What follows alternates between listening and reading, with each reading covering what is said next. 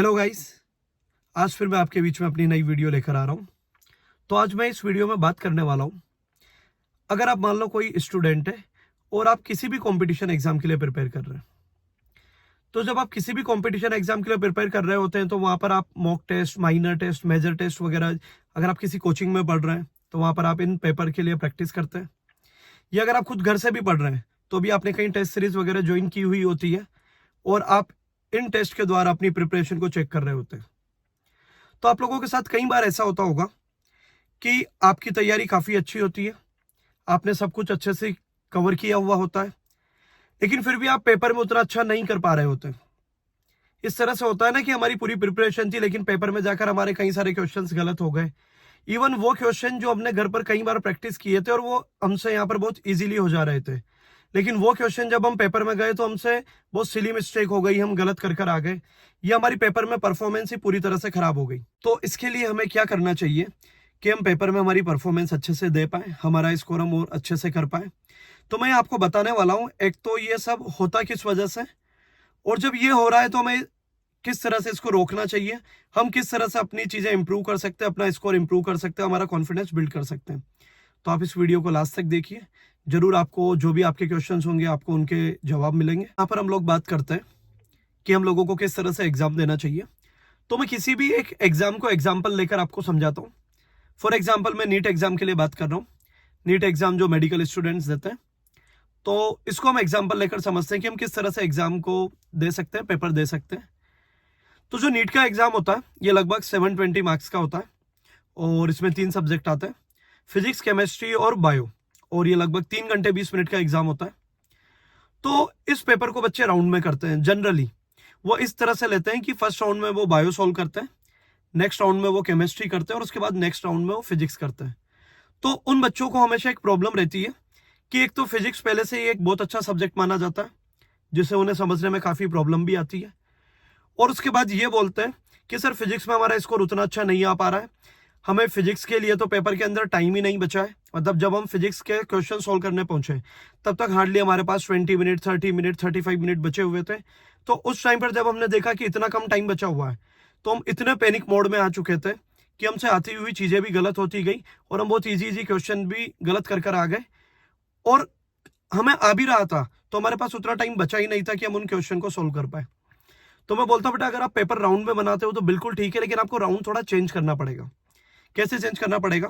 For example जैसे अगर आप लोगों ने स्टार्ट किया बायो, और बायो में आप लोग क्वेश्चन इस तरह से कर रहे हैं, पहले फर्स्ट क्वेश्चन सोल्व किया, सेकंड किया, थर्ड किया, फोर्थ किया, 5 किया, आप नंबरिंग से क्वेश्चन सोल्व किए जा रहे हैं। और मान लो आप अभी 1 to 10 सोल्व कर चुके हैं। अब 1 to 10 में हम इतना जानते हैं सारे तो बनेंगे नहीं, हो सकता है इसमें कई क्वेश्चन ऐसे हों जो आप लोगों को आ ही नहीं रहे थे, लेकिन आप उनको कंटिन्यू ट्राई करते गए, कुछ सोचते गए, तो कहीं ना कहीं एक तो हमारा वहाँ टाइम बर्बाद होता गया। और अगर हमारे स्टार्टिंग में 10 में से 3 या 4 क्वेश्चन भी नहीं बन पा रहे हैं, हम सोच ही नहीं पा रहे हैं कि एग्जैक्टली इनमें क्या करना है, तो कहीं ना कहीं हमारा कॉन्फिडेंस डाउन होने लगता है कि हम तो अच्छे से प्रिपेयर करके आए थे फिर भी हमारे क्वेश्चन गलत क्यों हो रहे हैं, और हमारा टाइम भी बर्बाद हो रहा होता है क्योंकि हमने कहीं ना कहीं टाइम तो दिया ही उन्हें सोल्व करने में। अब हमसे हो नहीं पाए वो बात अलग है, लेकिन हमारा टाइम तो बर्बाद हो रहा है।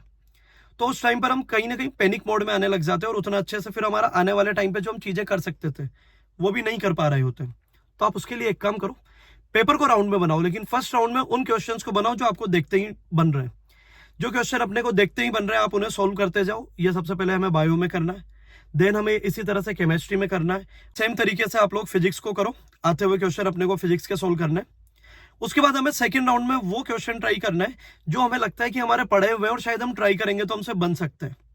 तो फिर हमें एक एक करके उन क्वेश्चन को ट्राई करते हुए जाना है, और थर्ड राउंड के लिए हमें उन क्वेश्चंस को छोड़ देना है जिनका देखने पर हमें अता पता ही नहीं लग रहा है कि एक्चुअल में इन्हें करना क्या है।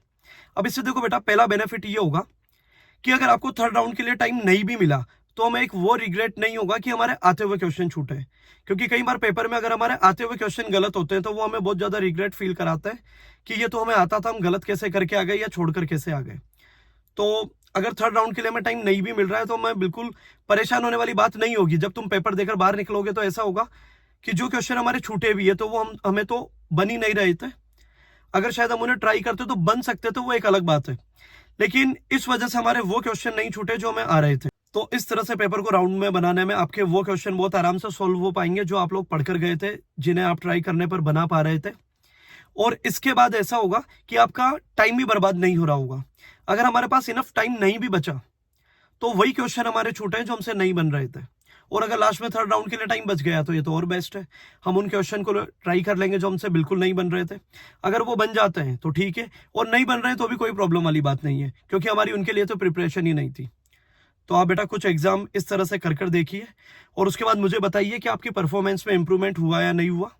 आई होप बेटा आप लोगों को ये वीडियो पसंद आई हो और ये आपकी परफॉर्मेंस में इंप्रूवमेंट ला पाए। आप कुछ एग्जाम इस तरह से देकर देखिए इस पैटर्न पर। मुझे उम्मीद है आप लोगों की परफॉर्मेंस 100% इंप्रूव होगी, और आप उसके बाद मुझे बताइएगा भी कि आपकी परफॉर्मेंस में क्या इंप्रूवमेंट आया। और अगर आपको कुछ और टॉपिक्स लग रहे हैं जिससे आप लोगों को अभी प्रॉब्लम फेस करनी पड़ रही है, आप वो प्रॉब्लम्स मुझे कमेंट बॉक्स में बता सकते हैं। और आप इस वीडियो को लाइक कीजिए, अपने फ्रेंड्स के साथ मैक्सिमम टू मैक्सिमम शेयर कीजिए, और मेरे चैनल को सब्सक्राइब कीजिए। Thank you.